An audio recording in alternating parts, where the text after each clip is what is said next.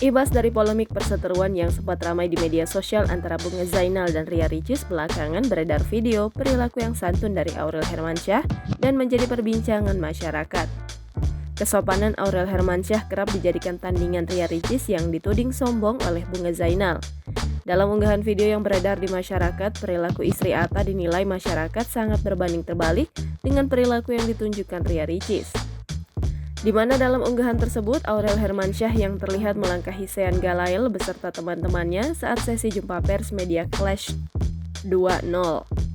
Ketika melangkahi Sean Galail bersama rekannya ini, Aurel terlihat agak membukukan badannya dengan santun seraya mengarahkan satu tangannya ke bawah.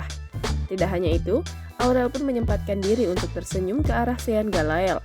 Atas unggahan ini, sejumlah netizen ramai menyoroti perilaku santun Aurel Hermansyah saat melangkahi Sean Galail.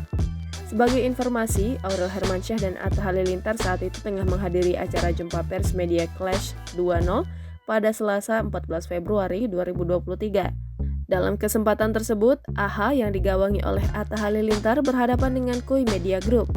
Berdasarkan keterangan, Kui Media Group dan AHA bakal tanding sejumlah olahraga dengan tema pantai.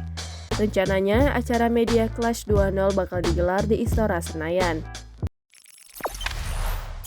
Jangan lupa subscribe, share, komen, dan like ya!